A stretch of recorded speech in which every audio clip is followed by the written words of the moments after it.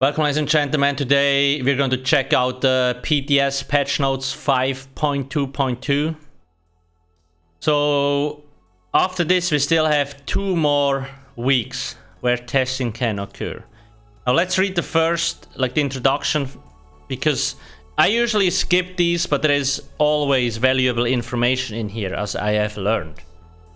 The Elder Scrolls Online adds several adjustments to combat abilities affecting the Dragon Knight, Templar and Warden. In addition to some additional fixes and changes for other abilities and item sets, there will be a few additional combat changes coming next week, including some adjustments to damage over time abilities that you can read more about in the known issues section.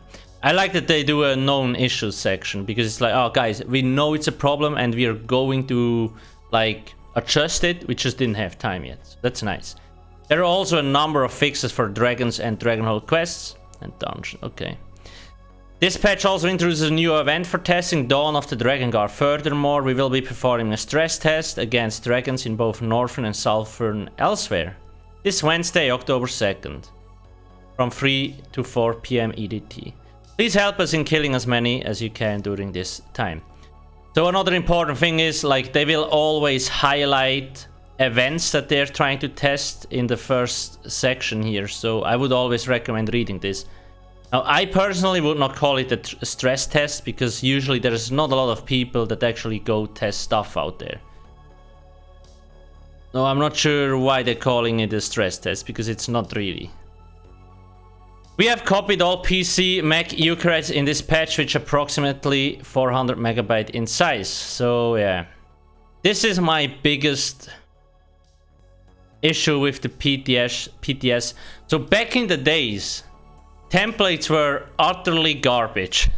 That's why we wanted EU or NA characters. That's why they made the account swap, at least I think so. Because you didn't have any gear boxes or anything, you could just pick it out and test stuff. But nowadays the templates are perfect. They have all the new gear, they have transmute stones, all the gear, or most of it at least, so you can just pick it, set it up, test. And my problem with these swaps are, I tested some stuff on the PTS in the first 2 weeks. So I made 6 characters. Well, they're all gone now. They're poof. And sure, I will create again because I'm a content creator, but a lot of other people will not bother to create characters again.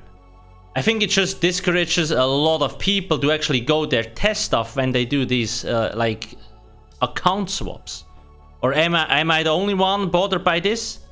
I just feel like people are not going there anymore once these swaps happened. And you need, you could say, well, the EU people could test it, no problem, because they have their characters. That's not entirely true, because you need a template anyway when you want to test new gear and new skills and so on. Not everybody has everything maxed out. So I just think it creates a way too big barrier, these swaps. I think they should just let us have templates and then leave these over a whole update or PTS cycle. Or am I the only one? Let me know in the comments below. Anyway, let's move on. So that's the event. Kill dragons in Elsweyr. Sure, sounds cool. Let's just skip that stuff. Check combat and gameplay, okay. The feedback on adjustments made to shadow image have been heard. We are looking for a way to ensure this ability actual range is always reflected on the tooltip and ability bar, so we can properly increase the teleport range without leading back into situations where you thought you could activate the ability but couldn't. Yeah, I think that's important for this ability. I'm not sure what they did with it. There used to be an indicator, or was that from an add-on? I can't even remember. Anyway, they know about it, so hopefully they can get a fix in. In a future patch during this PTS cycle, we will be increasing the total damage of any damage over time abilities that were adjusted in the first PTS by approximately 20% to reduce situations where many of the abilities felt difficult to maintain outside of a nanosecond perfect rotation. What they're trying to say is they were completely useless. That's really nice worded. This means there will be an overall reduction in damage from dot abilities of approximately 33% compared to what it is currently on live mega servers. So people told me this already, and that's where my biggest issue is with this patch. There's a lot of good changes and there is some new abilities that are really nice. But this here, it really annoys me because first off, we can't test. Why, like, these things are not on the PTS. We have to wait another week. So that's week 4 before we even can begin to test real changes. So they're not in there. Now the only reason this is even a problem is because Sauce really likes the sledgehammer approach. I made a video about this a while ago. I will put it into the description. Like last week. There is no reason to nerf stuff by 60%. There's no reason. Sledgehammer changes. There is a new combat team in there. I would have understood if, like, before it was Vrobel, and now it's a new combat team, and they just don't agree with each other. But it's the same team that buffed the dots, and now nerfed it by 66, and now unnerfs it to 33% nerf. It just makes them look like they don't know what they're doing. That's my biggest issue with this patch. And there is no reason to nerf anything by 60%. Even 33 is like on the upper limit. I would have tuned them down by 20%, and then actually checked the live server, see what people actually do. If it's still too much, tune them down by another 10%. Okay? There's no need to nerf stuff by 66% or like 60%. And this also means it literally took them 3 weeks to make these adjustments. Does that mean 3 weeks of work time was just thrown out of the window because they always use these sledgehammer changes? Sure, they also worked on other stuff, but it sounds to me like this is a lot of work if they could not adjust it in 1 week. Like, they heard the feedback loud and clear in the first week, so it took them at least 2 or 3 weeks to actually make these adjustments again. That's just so much lost time that you could use developing other stuff. Sauce knows I keep complaining or giving feedback about that subject in the class rep program and just in general that they need to stop with these sledgehammer changes and actually implement procedures where stuff like this cannot happen. But anyway, let's move on. Many passives and item sets related to damage over times will receive some adjustments to ensure their total power remains closer to their intended power budget. Okay, that makes sense. I don't know what exactly power budget is or like how they calculate it, but it looks like they want to, like, overpowered sets are going to get tuned down and the weaker sets are going to get buffed a little bit. So this is nice. And I really liked most of the new sets and the old sets reworked. These were really amazing. Dive's range requirement will be reduced to help improve the instance where you can activate off-balance proc in a future patch. Okay, that's cool. Major vulnerability will receive some adjustments in a future patch to ensure it's still a powerful tool, but cannot be stacked to the point where you want the world of only necromancers. So this is another problem.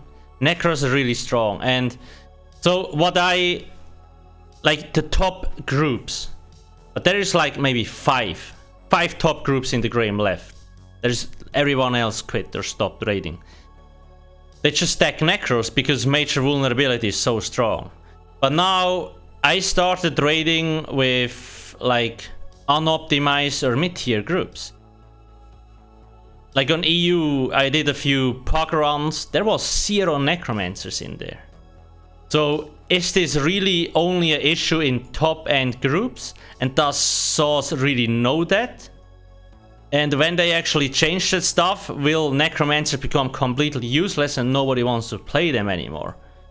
So can you actually let me know in the comment section below, if you're raiding, like with the group you raid with, Is there a requirement to play as a Necromancer, or can you bring whatever you want? Is it a topic that is brought up constantly in your guild? Like, okay, we need more Necros because we want more damage. Or don't your like group leaders really care? Let me know in the comment section below. I actually would like to know this. Because for me, when we were going for Godslayer, we obviously only stacked like Necros. And the other top guilds do the same thing, but in like non-optimized groups, I don't really see it being an issue. It might be demotivating because like people keep bringing it up. That's what I really want to know about. So let me know in the comments below. I just hope they don't nerf it to be completely useless, because that's usually what happens. But yeah, known issues. It's good that they make this. It still triggers the hell out of me. Jesus. Anyway, let's move on. Especially because half the work could have been avoided here. Just saying. Combat and gameplay.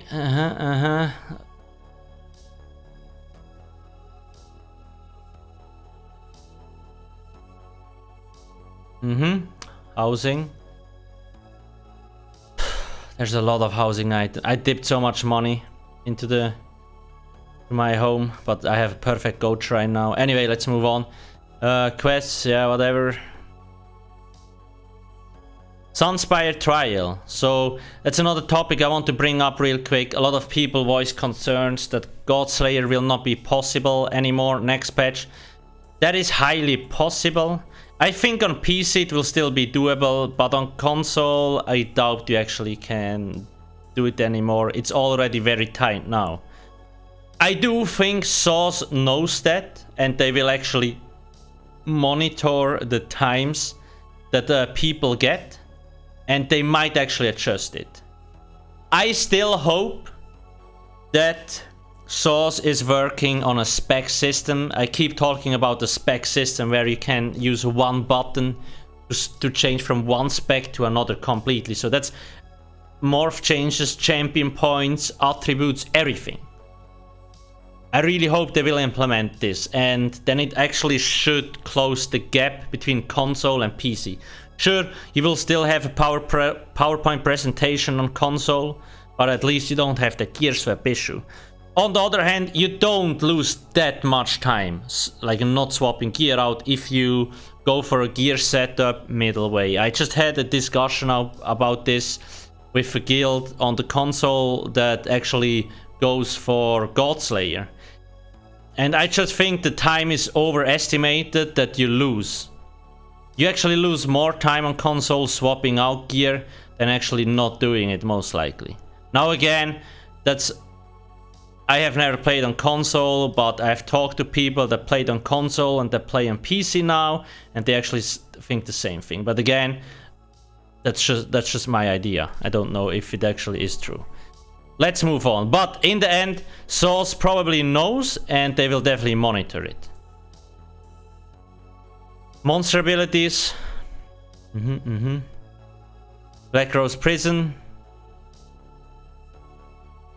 The second stage in this Black Rose Prison is so... They really need to change it. Like this unkillable, enraging niches.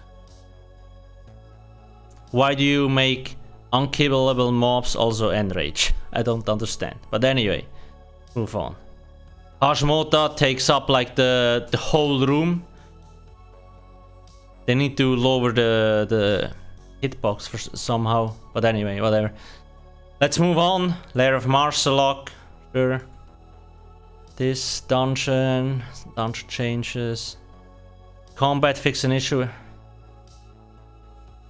Fix an issue where sprinting would not remove invisibility. Oh yeah, I actually tested out the new set on a mech blade with concealed weapon, and I was like, wait, I can cloak and run? Okay, so it was a bug. Okay.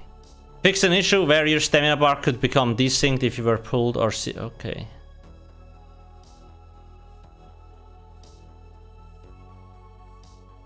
Fix an issue where Bastion and other sources of unique bonuses could increase all characters' effectiveness while meeting their requirements. So that is something I'm not a dev. I don't know how to program or code, but I honestly don't understand how this can happen. Like, if somebody has any experience, please, for the sake of God, enlighten me. Because the Bastion could actually increase your DPS. So if you had a shield, depending on the shield size you had, the more DPS multiplier you would get. I don't understand how something like this can affect like damage abilities by so much. I really don't understand. If somebody can enlighten me, please do so. It's good that it's fixed now. But anyway, let's move on. Dragon Knight, Ardent Flame, Combustion. This passive no longer has a cooldown in order to help the Dragon Knight sustain itself, since it doesn't have a class-based dedicated resource abilities such as Dark Exchange or Ciphering Strikes. Nobody uses Dark Exchange in PvE at least, okay, but anyway. No cooldown, so it can tick every second. Now there is one down, so basically Combustion procs when you apply burning or poison status effect. In PvE, this will basically tick every round. I'm not sure if it only works on application or every time it ticks. Since it doesn't have, I'm not sure. It would be really strong if it does on each tick.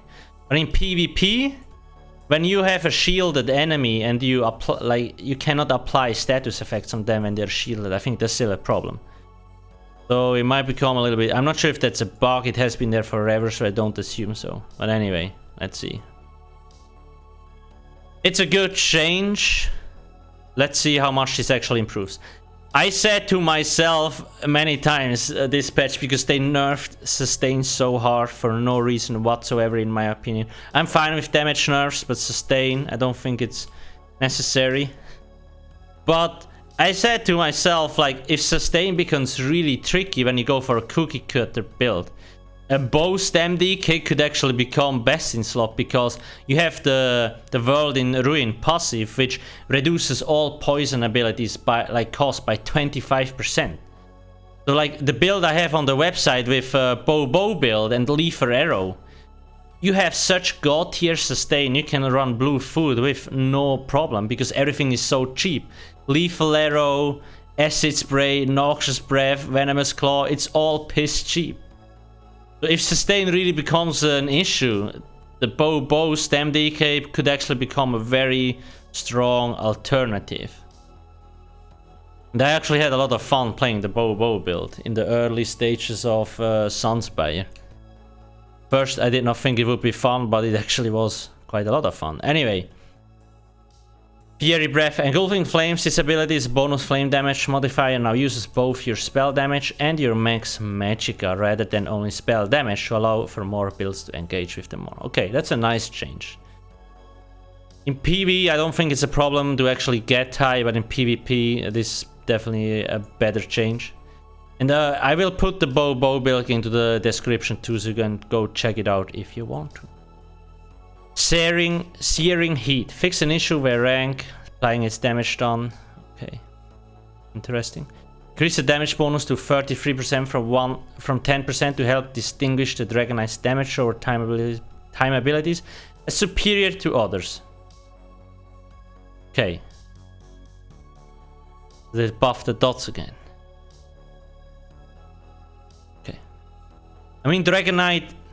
So they always talk about this power fantasy and play pattern.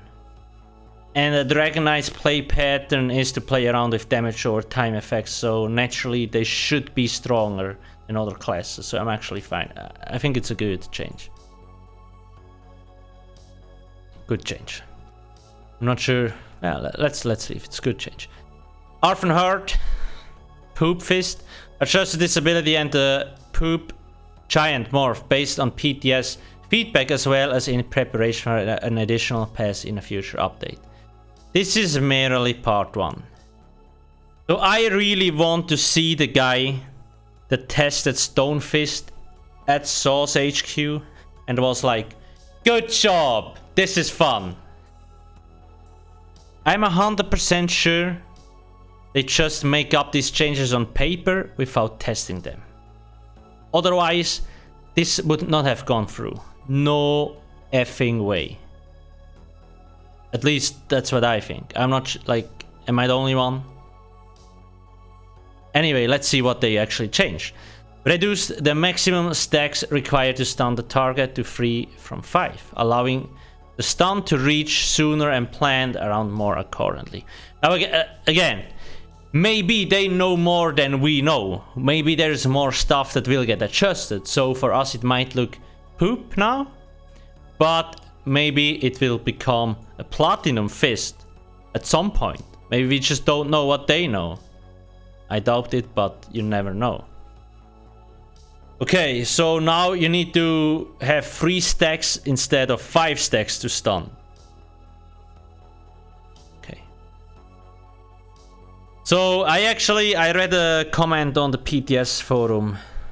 It's like, Templars have Javelin, which ignores all armor, stuns the enemy, costs less, and has a longer range or something like that.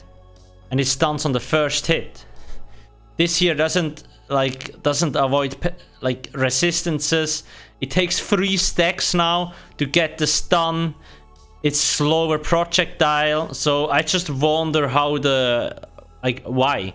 Is it because it has this other mechanic attached to it? Which let's keep reading. Increase the damage taken per stack of stagger with the stone giant morph to 45, up from 25. To offset the adjustments to the stacks, please note that while this number may look small, it works with everything. Yes, like all the damage. So I think this works for the whole group, right? Not only yourself.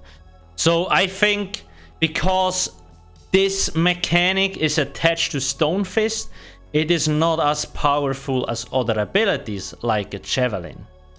That's my reasoning. I think that's the problem with this ability. Now in PvE, this might add up a little bit, right? Like if you add a lot of them, like 45, and you can stack this 3 times for every group member. If I recall correctly, it was for every group member. If not, let me know in the comments below. That adds up for a lot of damage, but in PvP, especially small scale solo, this will be completely useless. It's not enough damage, especially because it will be cut in half through the Battle Spirit. So there is always this PvP thing that comes up, and no, Souls will not split these things because they would have to do double the work, and they don't have the resources to do that. So I think they need to come up with something else here. Reduce the duration of the stacks to 5 seconds per application, down from 10 seconds. To help ensure that non-damage focused builds cannot maintain Stone Giant's powerful group tool of damage taken as efficiently, since it works on, again, literally everything. I can already tell you. I guess you can just slap this on a tank, on a DK tank. Should be able to keep it up, depending on the cost. So DPS can run some other stuff. Because I think it deals less damage than some other abilities that you actually can use to DPS. I'm not 100% sure, but that's probably the case. In general, so for me, Stem DK is my main, right? And I think Stem DK should be poison themed because we have Noxious Breath, we have Venomous Claw. So clearly, it at one point in time, they wanted it to be poison themed. Now some people say, no, it should be themed around Earth, like Earth abilities. That's also okay and good, right? It's just not my opinion. And I just hate how Stone Fist looks. It looks like you throw poop at the enemy. And this whole thing, it feels very ineffective. At least they reduced it to 3. I still don't think it's a nice ability. I think the design of the ability is not nice. Like when we look at Zork, Bound Armaments, it's an amazing change. Sure, it might not be enough damage yet, but I actually really love the rework. I don't like this. I really hope they revise this. Please note that each time you attempt to apply a stagger to an enemy, the duration of those stacks is refreshed, so you don't need to hit the enemies 3 times within 5 seconds of the initial application. Yeah. Okay, that's nice. In response to many points of feedback we have seen centered on this ability, we are going to spend some more time improving the gameplay pattern and visual storytelling this ability provides. Visual storytelling. Mwah. Okay. While we won't be able to do another large pass in this update, the changes above fit more in line with the direction we plan to take with the ability. The lesser stack requirements should help in building up to a moment of devastating stun feel more tangible in terms of landing in hectic combat, while the shorter duration should give opponents more time to react to it. I just don't think... I mean, they clearly talk about PvP here. Because I just don't think it's fair. When you look at other stuns, like I mentioned, the Javelin. You throw it once, enemy gets knocked down, it ignores penetration and yada yada. Here you need 3 of them. It's just so much work. Just gonna run Fossilize. I mean, it's 10 times the better option. So at least they know the visuals suck. I literally pulled out the gif of a chimpanzee throwing his boo poop at an enemy, because that's how it looks now in game. I just always hate when they postpone these things. Like, they obviously need to plan a lot of resources for these changes. Every time visual and like audio changes are within ability, it takes them a huge effort, because a lot of different teams are affected by this or like involved. And coordination at Source HQ is very, very hard. Apparently. I just don't like the stone. I just don't like this rework. That's like, there's nothing like, do you guys like this? I don't know. I don't like it. Let me know in the comment section below. Oh, anyway, let's move on. Daedric Summoning, Sorcerer. It's a lot of changes. Bound Armor, Bound Armaments. This morph now has new sound effects to highlight the functionality changes it brings. Yeah, when I was testing this, there was no sound. So I was like, the ability looks really cool. I would like to see some small changes to it, but for now it's actually good. So I think they can leave the ability how it is. People can test it out, how it feels in PvP and in PvE on the live server. And then if it sucks or it's too little damage, or they can still make smaller adjustments later on. But I really like the rework of Bound Armor. And it also, like the Bound Armaments, and that also fits into the Stem Sword identity, in my opinion. Another thing I want to mention here. Oh, this Stone Fist. I could not sleep for 3 weeks, trust me. There is this one ability from NPCs in the game where I think a Stone Fist comes out of the ground and pecks you and smashes you on the ground, right? Like it pecks you, it smashes you on the ground. Why don't we get this? It would look 10 times cooler, would make more sense, because the Stone Fist actually comes out of the ground if you really want to go with the Stone Fist. I still think it would be more like, it would be better to get some poison themed stuff, but if they really want to go with a Stone Fist, it should be something that comes out from the ground. And I think that or is it not a Stone Fist that comes out of the ground? Is it like a this ghost hand or something like that? It would be way better, but then obviously it would stun you longer and you would actually have to get knocked up and down or something like that. I'm not sure. Let's move on. Templar. Backlash. This ability and its morphs will now only store damage dealt from the caster of the ability rather than anyone who hits the afflicted target. This was done to offset some of the staggering power of the light the ability could bring in group situations where low damage builds could apply the ability and generate free real estate from their allies' contribution. Okay, whatever.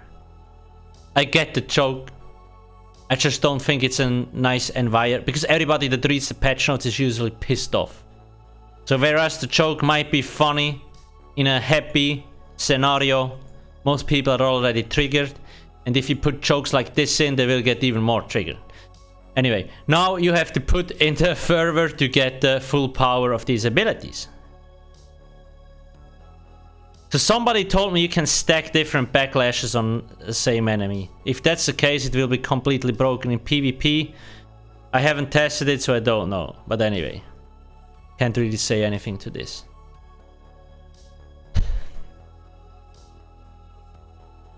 Wardens. Winter and Sleet Storm.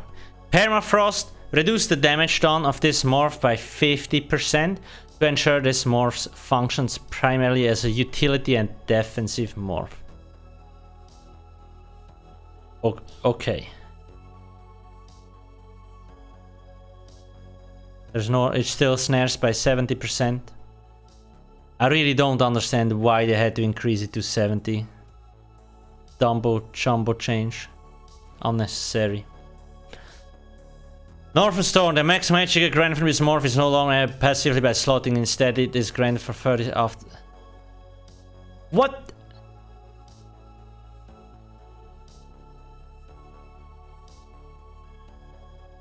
This sucks. Oh.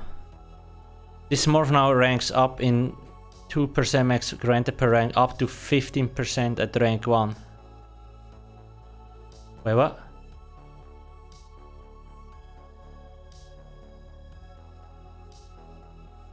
Ah, okay, yeah. I don't know.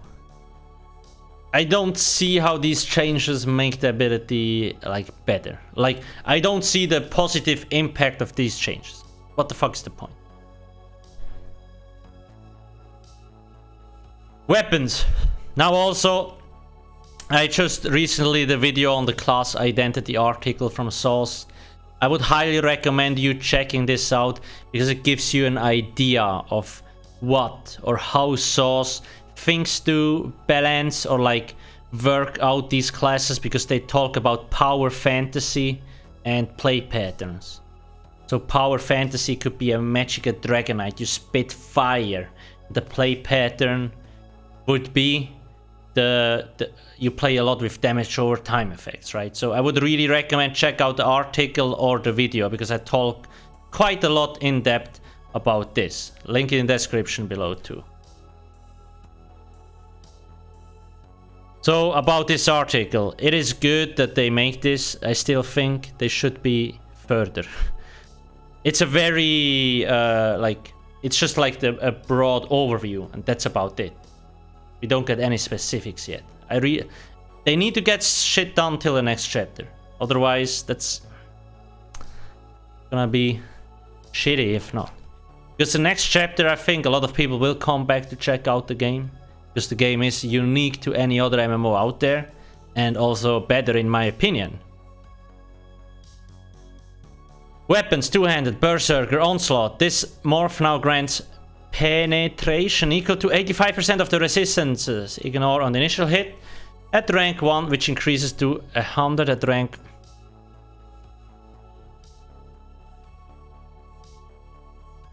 Again, useless change. Why even waste time? Again, useless. Why? It's so easy to get rank 4.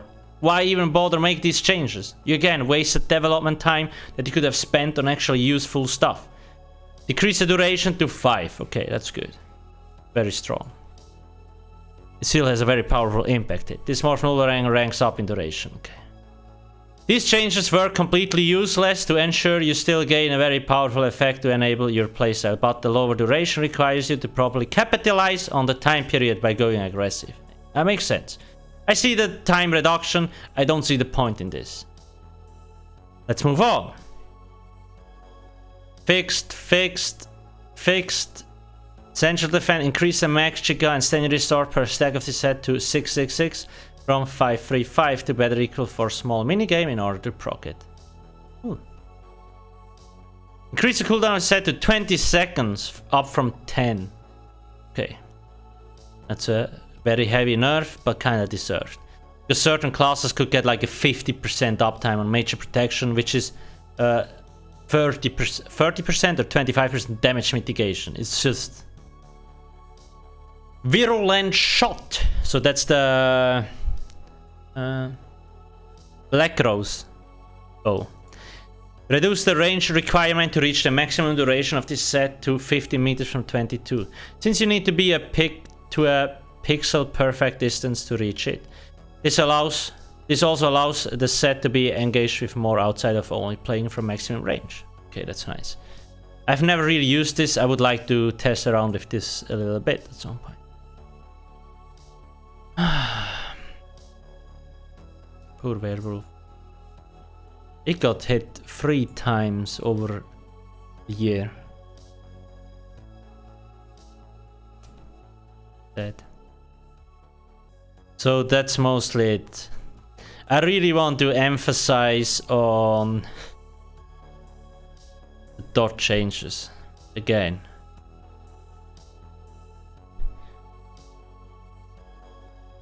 No more sledgehammer changes, because it's week 3 or 4 now, 3, and we still cannot change the stuff PV wise. There is no point going on to the PTS to do tests, because the actual changes that will impact DPS the most are not in the PTS. If Saws had nerfed the dots by 20% or 30%, we could have done better tests, and they most likely actually did not have to adjust anything. But because they use a sledgehammer, now again, PTS completely useless for PvE. Post structure completely useless. I think that's the biggest. I really hope they learn to understand that at some point. And again, the template's the same issue. I keep telling that every PTS. It really doesn't help when people have to recreate templates. Like, I think last PTS, every week was a database swap. So every week your characters were poof, gone. It's just not really. They need to get better with that stuff. Again, Source is a very new company, right? When we compare it to like Blizzard. But at some point, they got a L2P. Just to bring up another point, like when I was playing WoW Classic a little bit. Sure, it's not the same game, right? But I just... technology-wise, they're so far behind. And I think they should invest more time in improving these things. WoW maintenance takes like 15 to 60 minutes, and sometimes you don't even have to log out when they do maintenance, and that's just one example. Anyway, that's completely out of context. Let's leave it at this. So there's a few good changes, few things that have still to be addressed, and a lot of useless poop. But anyway, we will do more of these. Review that stuff. I will update the builds day 1. They should be ready to roll. In the end, I don't think there will be a lot of changes to most builds. Sustain will get tougher. Damage will be a little bit lower, but that's about it. Maelstrom dual wield weapons probably not worth it anymore, so we might swap back to the old setups on dual wield. That's about it. There is less changes than you think there will be. At least for PvE endgame. But yeah, we will see how it finishes. The biggest flaw still with this update, there is no new endgame content. On the other hand, I rather have no content than a shitty Black Rose prison or a shitty asylum when it launched. These were horrible. So I hope they maybe focus all their resources into the next chapter. Who knows? Anyway, that's it. Check out the description below. There's a lot of links in there. Check out the website. I have been focusing more and more on the website, and over the past few months there has been, I'm sure there's twice the amount of articles on there. It's a huge beginner section on the site. There's a lot more builds on the website and so on, and I will keep adding more.